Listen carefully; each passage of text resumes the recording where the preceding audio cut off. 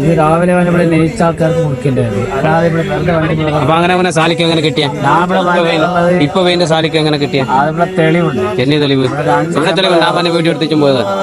അപ്പൊ കിട്ടിയ സാലിക്ക് എങ്ങനെ കിട്ടിയ ബിരിയാണി മേടിച്ചാൽ ചെല്ലോ ഉണ്ടാക്കണം. ബിരിയാണി കൊണ്ടുപോകാൻ മാത്രമേ വേണ്ടല്ലോ. റമദാൻ 17 ബദരീങ്ങളുടെ ആണ്ടുദിനം. ലക്ഷദ്വീപിലെ ആന്ധ്രാദ്വീപിലെ വെള്ളൽ പള്ളിയിൽ നിന്നുമുള്ള ഏതാനും കാഴ്ചകളാണ് ഇന്നത്തെ വീഡിയോയിലുള്ളത്. ആണ്ടിനായി പല വീടുകളിൽ നിന്നും ഇതേപോലെ തേങ്ങയും അരിയും പള്ളിയിലേക്ക് കൊണ്ടുവന്നെത്തികളുണ്ട്. കാലങ്ങളായി ഇതേപോലുള്ള പാത്രത്തിലാണ് ലക്ഷദ്വീപിലെ ആണ്ടുദിനത്തിൽ പള്ളികളിൽ ഭക്ഷണം വിതരണം ചെയ്യുന്നത്. പ്രദേശത്തുള്ള ആണുങ്ങളെല്ലാവരും പള്ളിയിൽ ഒരുമിച്ച് കൂടുകയും അവരാൽ കഴിയുന്ന രീതിയിൽ ഓരോ പണികളിൽ എല്ലാവരും ഏർപ്പെടുകയും ചെയ്യും.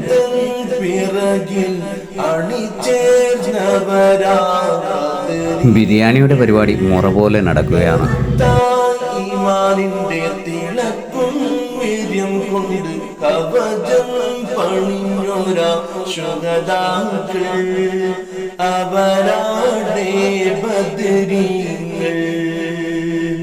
അല്ലാഹുവിന്റെ മഹാത്മാക്കൾ അവരാടെ ബദരീങ്ങൾ. ലക്ഷദ്വീപിലെ ബിരിയാണി അതൊരു പ്രത്യേകതരം ബിരിയാണി തന്നെയാണ്. അതും ആന്ധ്രാദ്വീപിലെ ബിരിയാണി അതിൻ്റെ ടേസ്റ്റ് വേറെ ഒന്ന് തന്നെയാണ്.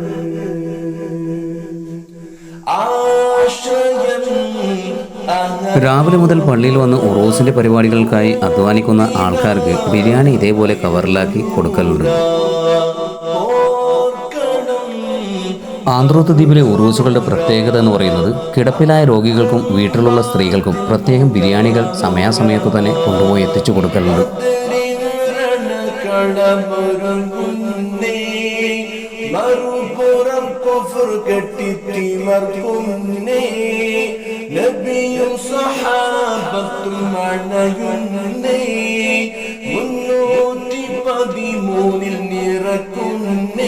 യുദ്ധം തുടങ്ങി പൊടി പാറി കൊതി കൊതിച്ച് നിടം ചീറ്റി ബദരീകൾ മുന്നേറി അടരാടി ജയം നേടി ബദരീൻ കളത്തിൽ. നോമ്പ് തുറ സമയത്താണ് ഉറൂസിനായിട്ടുള്ള ദ്വായും അതേപോലെ തന്നെ ബിരിയാണി വിതരണവും. അതിനു മുന്നോടിയായി നേരത്തെ കഴുകി വെച്ച ഈ പ്രത്യേക പാത്രത്തിൽ ബിരിയാണികൾ വിളമ്പി വയ്ക്കലെന്നാണ് ഞങ്ങളിതിനെ പറയുന്നത്.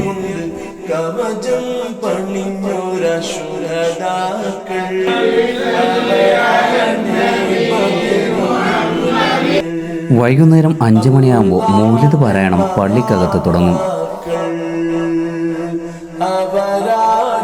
ഈ വിനീതനും അതിലൊരു ഭാഗവാക്കായി.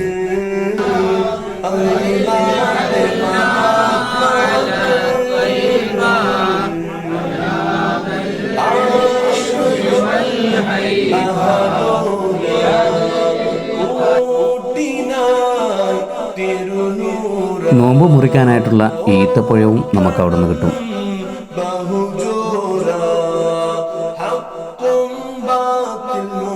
മൗലിദ് പാരായണം ചെയ്ത് പള്ളിക്കകത്തുള്ളവർക്ക് പ്രത്യേകം ബിരിയാണികൾ മാറ്റിവെക്കും. മഗ്‌രിബിനോട് അടുക്കുന്ന സമയത്ത് നാട്ടുകാരെല്ലാവരും പള്ളിയുടെ മുൻവശത്ത് വന്നെത്തും. എന്നിട്ട് 3 പേരോ 4 പേരോ വീതം അവിടെ ഇരിക്കും.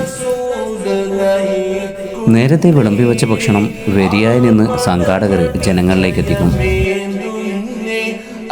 കുടിക്കാനായുള്ള പാനീയങ്ങളും നമുക്കവിടെ നിന്ന് കിട്ടും.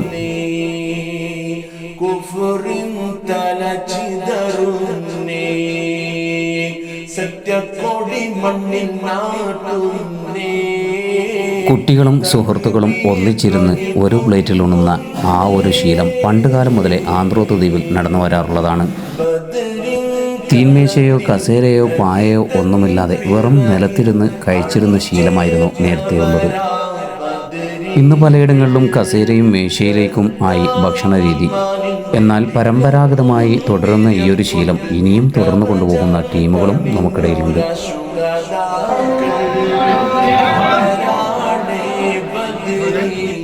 പള്ളിയിൽ നിന്നും മുക്കറി ബാങ്ക് വിളിച്ചു. ഞങ്ങൾ ഈത്തപ്പഴം കൊണ്ട് നോമ്പ് മുറിച്ചു. ശേഷം കുടിക്കാനുള്ള പാനീയം പലതരത്തിൽ നാരങ്ങ വെള്ളവും ചെറുപയർ പായസവും മറ്റിനങ്ങളും. അതിൻ്റെ തുടർച്ചയായി തന്നെ ഞങ്ങളുടെ ലക്ഷദ്വീപ് സ്പെഷ്യൽ നാടൻ biryani. Thank you for watching.